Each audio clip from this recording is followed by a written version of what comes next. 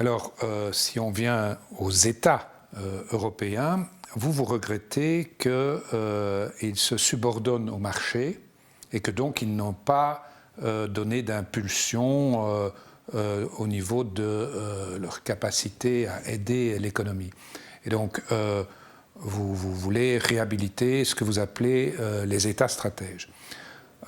Par rapport à ce qu'on vit maintenant, on est un peu dans ce schéma, sans l'être tout à fait, parce que c'est du court-termisme, c'est du pas le choix, on y va. Bien sûr. Mais il n'y a pas nécessairement des plans sur le moyen long terme. Donc, quand on parle stratégie, État stratège, c'est quand même avec une planification intelligente. Oui. Mais tout d'abord, il faut réaliser que c'est bien l'État qui sauve les entreprises, qui sauve la sphère marchande. Parce que sans intervention des États, que ce soit sous l'angle budgétaire ou monétaire, il n'y aurait pas de reprise. Deuxièmement, on a connu, et certains d'ailleurs ont comparé cette crise à une invasion militaire. En fait, on ne peut pas comparer la crise à la crise des subprimes de 2008 ou même au crash boursier de 1929, mais plutôt à une période de guerre, d'invasion, au cours de laquelle tout s'arrête. Tant l'offre que la demande sont bloquées. Et après la Seconde Guerre mondiale, à tout le moins en Europe, on a eu des États stratèges qui ont en fait reconstruit les pays, qui ont remis en œuvre de manière parfois un peu dirigiste des entreprises pour retrouver à peu près 15 ans après la fin de la guerre un certain degré de prospérité.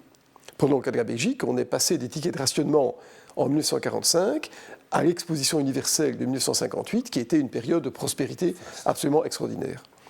Dans les années 80, on est parti de l'idée que les États n'avaient plus de rôle à jouer, que le marché savait mieux ce qu'il fallait faire que les États. Mais en fait, c'est faux.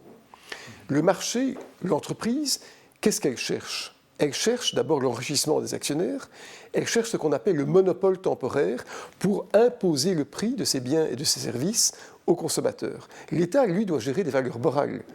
Il n'y a pas de valeur immédiate à l'enseignement, aux soins de santé. Ce n'est que plus tard que ça crée une prospérité collective, des accords sociaux, une sorte de symbiose entre les personnes, ce qu'on appelle de la solidarité. Eh bien, aujourd'hui, on va devoir, je crois, tirer une ligne de démarcation entre ce qui doit ressortir à l'État, je parle des biens publics, et ce qui appartient à la sphère marchande. Il est évident que l'État n'a pas un rôle à jouer partout, mais dans certains secteurs, il faut que l'État réaffirme sa puissance. Et d'ailleurs, toute l'idée du néolibéralisme était de dire que le marché, je le disais, savait mieux que les États, comme si le marché, dans sa spontanéité, avait une intelligence collective. Mais le temps d'horizon du marché, c'est parfois très court. Un État doit, lui, gérer des choses à plusieurs générations d'avance.